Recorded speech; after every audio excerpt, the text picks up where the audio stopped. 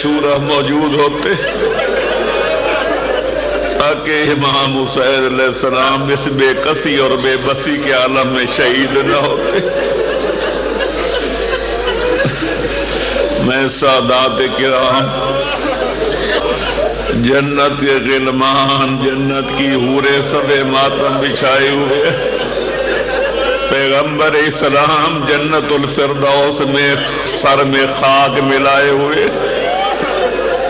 حیدر کرار آج اندو ناگ حالت میں نظر آتے ہیں، پورے پینتن پاک آپ سب ماتم بچھائے ہوئے نظر آتے ہیں۔ اے کاش کہ ہم سن 61 ہجری میں روزی عاشورہ کربلا کے میدان میں ہوتے تو امام کی آواز پر یقیناً حل من ناصر ینصرنا کی صدات پر لدے کہتے ہوئے اپنی جان، اپنا مال، اپنی اولاد سب کچھ قربان کر دیتے۔ یا لیتنا کنا معہم فنفوز فوزا عظیما، لیکن مقدر نے ہمیں مؤخر کر دیا۔ انشاءاللہ ہمارے دل آج بھی کربلا والوں کے ساتھ دھڑک رہے ہیں، ہم ان کے غم میں برابر کے شریک ہیں۔ پیغمبر اسلام جناب امیر المومنین سیدۃ النساء العالمین حسن مجتبیٰ کی خدمت میں تعزیت پیش کرتے۔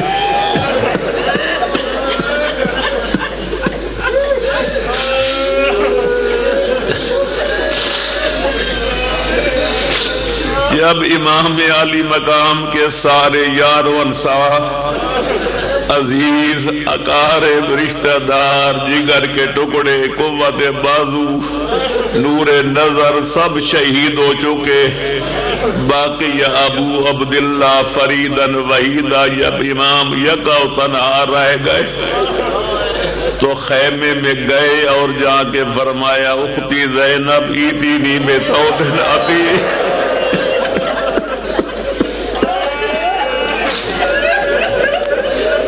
بہن زینب مجھے پرانی پوشاک لا کر دے۔ پرانی پوشاک زیب بدن فرمائی، اس کو جگہ جگہ سے چاک کیا، ٹکڑے ٹکڑے کیا،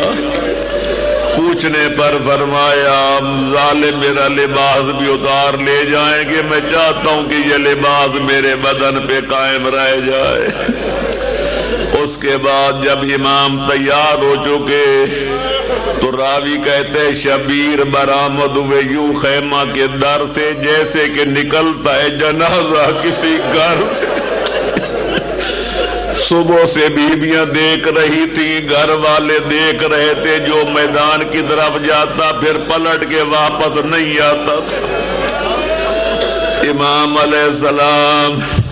محترمات مخدرات کے جھرمٹ میں کھڑے ہیں، کبھی اپنے بہنوں کے سروں پہ نگاہ کرتے، کبھی اپنی بیٹیوں کی بے رضائی پہ نگاہ کرتے ہیں۔ آخر میں یہ کہہ کر رخصت ہوئی السلام علی یا زینب و یا ام کلثوم و یا فاطمہ و یا سکینۃ علیکن منی سلام۔ اور میری محترم بہنوں اور میری پیاری بیٹیوں، حسین کا آخری سلام کرو۔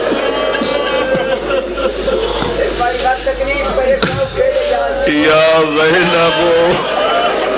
و یا ام کلثوم و یا فاطمہ و یا سکینۃ علیکن منی سلام۔ اور میری محترم بہنوں اور میری پیاری بیٹیوں، حسین کا آخری سلام قبول۔ جناب کی حالت دیکھ کر جناب سکینہ آگے بڑھی اور ایک معصومانہ لہجے میں سوال کیا یا ابتا استسلمت للموت، کیا بابا آپ نے موت کے لیے مکمل تیاری کر لی ہے؟ امام نے رو کے فرمایا جس کا کوئی یار و مددگار نہ رہ جائے وہ اگر موت کے لیے تیاری نہ کرے تو بیٹی کیا کرے؟ بی بی نے ایک اور سوال کیا، یا بابا جان اگر آپ مرنے کے لیے جا رہے ہیں تو ردنا الی حرم جدنا، ہمیں تو مدینے پہنچاتے جائیں۔ امام نے جو جواب دیا اس کا مطلب یہ تھا کہ بیٹی مدینہ دور ہے، تیرا بابا مجبور ہے۔ الغرض سید الشہداء روانہ ہوئے، میدان میں آئے، بڑے اختصار کے ساتھ میں شہادت بیان کرنا چاہوں گا۔ امام نے آ کر پہلے اپنا تعارف کرایا، ظالمو اگر مجھے شہید کرنا ہے تو پہلے پہچانو میں کون ہوں۔ فرمایا جس نبی کا کلمہ پڑھتے ہو اس نبی کی بیٹی کا بیٹا سوائے میرے اس وقت کائنات میں کوئی موجود نہیں ہے۔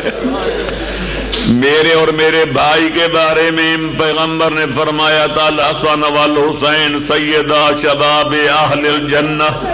میرے نانے کے کئی صحابی موجود ہیں، ان سے پوچھو جا کر کہ انہوں نے یہ فرمایا تھا یا نہیں۔ پھر یہ بھی فرمایا مجھے یہ بتاؤ کہ مجھے جو شہید کر رہے ہو، میرا خون بہانا چاہتے ہو، حل غیر تو دینن، کیا میں نے نانے کا دین بدل دیا؟ کیا میں نے کوئی دین میں احداث پیدا کیے، کوئی تغیر تبدل کیا؟ جب کچھ بھی نہیں تو پھر کیوں تم یہ ظلم کرنا چاہ رہے ہو؟ لیکن ظالموں نے کوئی جب مثبت جواب نہ دیا۔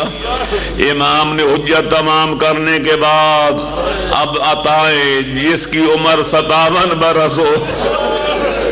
جس کے جوان بیٹے اور چھوٹے بیٹے سارے تہتے کر دیے گئے ہوں، جس کے بھائی شہید کر دیے گئے ہوں، عباس نے جس کی قوت بازو ختم کر دی، جناب اکبر کے شہادت نے ان کا نور بصر ختم کر دیا، جن زیادہ انصار دی جدائی نے ان کو نڈھال کر دیا، اب وہ امام لڑنے کے قابل تھا؟ 3 دن کی پیاس الگ، بھوک الگ، لیکن کائنات حسین کی شجاعت پہ قربان ہو جائے۔ میں ان کا مولا علی سے کوئی تقابل نہیں کرنا چاہتا، پر اتنا سے عرض کروں گا، میں نے اپنی کتاب میں بھی لکھا ہے کہ جب تک امام حسین کی شہادت اور ان کی شجاعت لوگوں نے نہیں دیکھی تھی، لوگ علی علیہ السلام کی مثالیں دیتے تھے کہ علی جیسا کائنات میں کوئی بہادر نہیں، لیکن حسین نے اپنے بابے کی بہادری بھی لوگوں کو بھلا دی۔ مولا علی جب جاتے تھے پانی پی کے جاتے، میدان میں جاتے روٹی کھا کے جاتے، لیکن حسین 57 سال کی عمر، پھر مصیبتوں کے پہاڑ، پھر 3 دن کی بھوک، 3 دن کی پیاس، لیکن جب امام نے فرمایا اگر لڑنا ہے تو آؤ میرے مقابلے میں کوئی نکلے، حل من مبارز، ظالموں نے آگے بڑھنے سے انکار کر دیا۔ جب امام نے دیکھا کہ کوئی ایک آدمی آگے آنے کے لیے تیار نہیں تو شیر خدا کے شیر بیٹے نے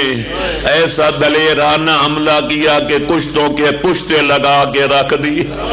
پر ادھر سے واپس آئے اپنے مرکز پر پڑا لا حول ولا قوت الا باللہ، پھر دوسری طرف حملہ کیا، کبھی میمنے پر، کبھی میسرے پر، کبھی سامنے، کبھی ادھر، کبھی ادھر۔ روایتوں کے لفظ ہے کہ امام نے چند حملوں میں 1950 ناریوں کو، یعنی 50 کم 2000 جہنمیوں کو جب واصل جہنم کر چکے اور امام آخری مقام ذوالقفل تک نجف کے قریب پہنچ گئے تو آئی آواز غیب سے وعدے وفا کر،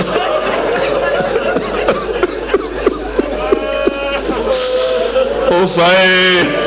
تم یہاں لڑنے کے لیے نہیں آئے،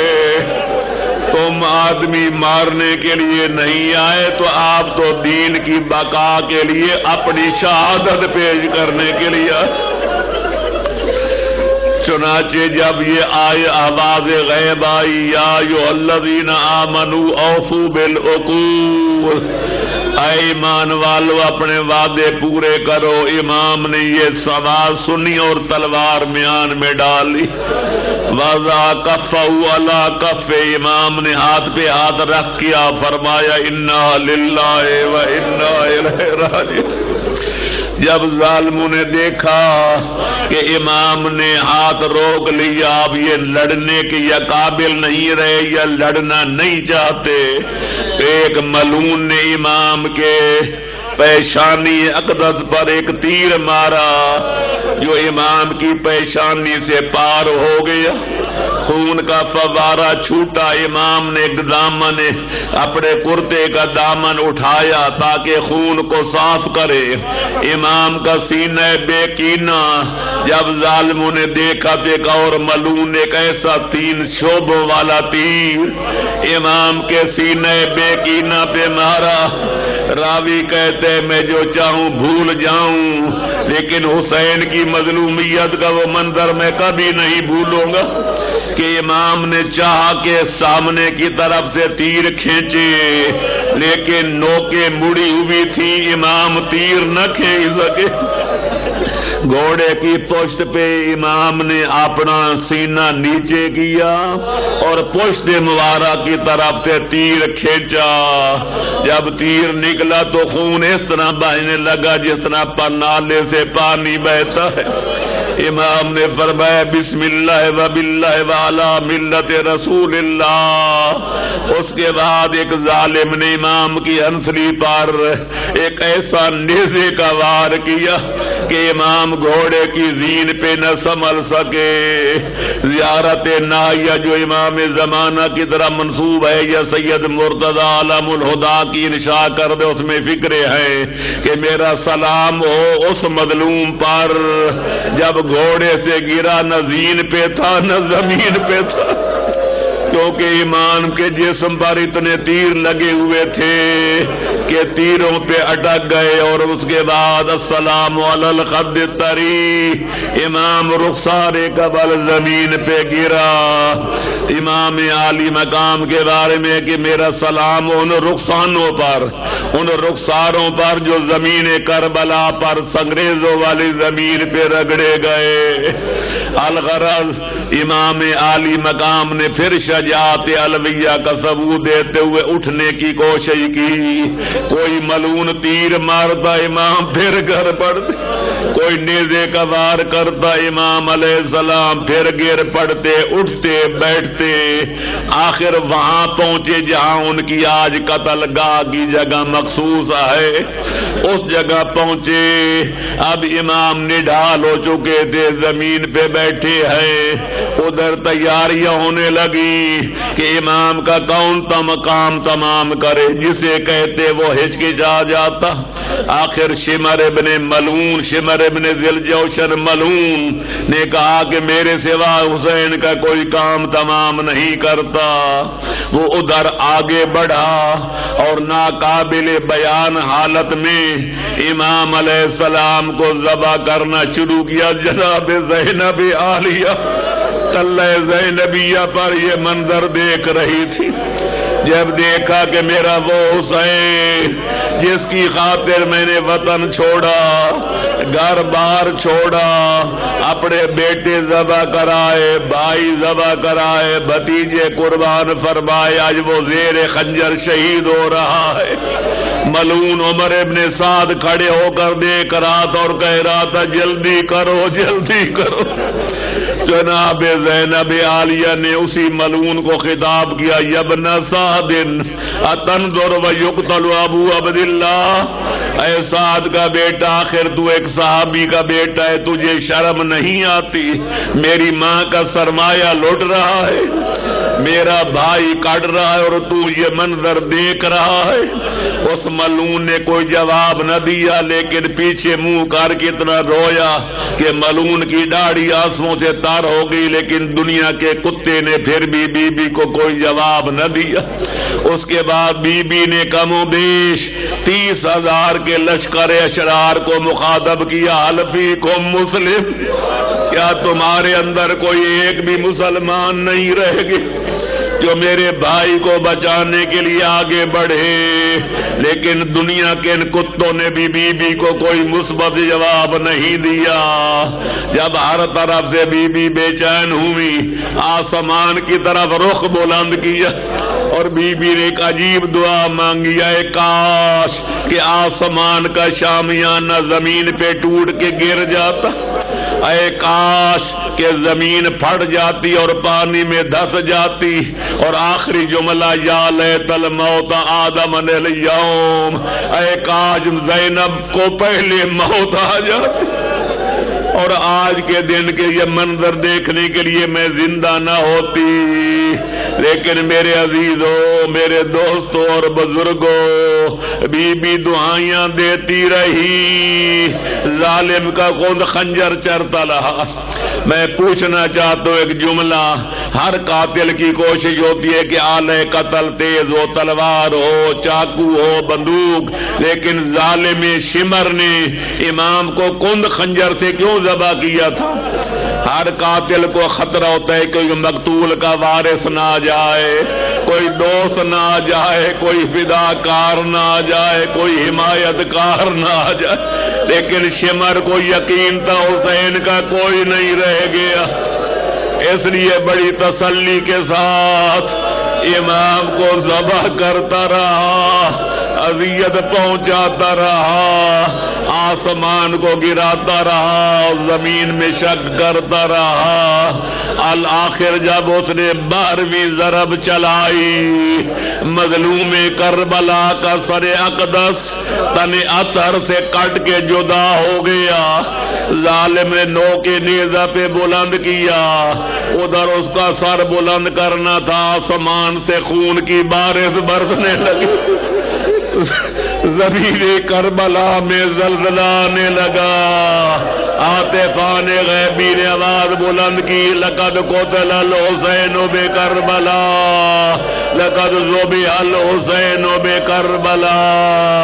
جناب گھوڑا جب امام کا ذوالجناح خیموں کے پاس پہنچا، کوہرام میں ماتم بپا تھا، جناب سکینہ آگے بڑھی، فرمایا گلے گھوڑے کی گلے میں بائیں ڈال کے عرض کی، فرمایا یا فرس ابی، اور میرے بابے کا گھوڑا مجھے تو نہ بتا، یہ تو میں جانتا ہوں میرا بابا شہید ہو گیا، پر جب بابا گیا تھا تو پیاسا تھا، میرے بابے کو پانی پلایا گیا یا پیاسا شہید کیا گیا؟ الا لعنت اللہ علی القوم الظالمین۔ بس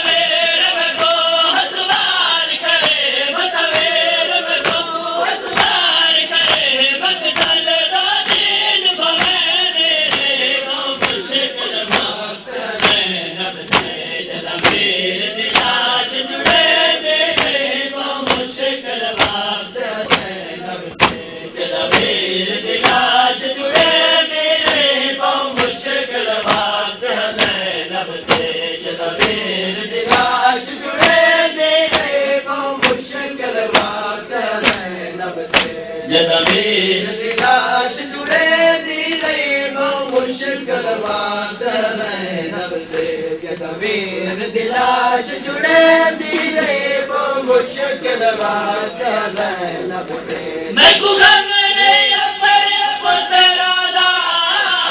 ارمان میں کو اکبر دا میں کو غم نہیں اپنے پترا دا ارمان میں کو اکبر دا بامال بلاد لاش کو بامال بلاد لاش کو خاتون لکھی پر چلے وہ مشکل بات ہے زینب سے جدویر دلاش جڑے دی وہ مشکل بات ہے زینب سے جدویر دلاش جڑے دی وہ مشکل بات ہے زینب سے جدویر دلاش جڑے دی وہ مشکل بات ہے زینب سے جدویر دلاش جڑے دی وہ مشکل بات ہے زینب سے جدویر دلاش جڑے دی وہ مشکل بات ہے زینب سے کوئی بھول لا شام رکھو زینب بی رکھ چل دو گل کا بھول لا شام رکھو زینب بی رکھ چل دو بترا دے ڈیر کڑے دے بترا دے ڈیر کڑے دے کئی بار سلام بنے وہ مشکل بات ہے زینب سے جدویر دلاش جڑے دی وہ مشکل بات ہے زینب سے جدویر دلاش جڑے دی وہ مشکل بات ہے زینب سے جدویر دلاش جڑے دی وہ مشکل بات ہے زینب سے جدویر دلاش جڑے دی وہ مشکل بات ہے زینب سے جدویر دلاش جڑے دی وہ مشکل بات ہے زینب سے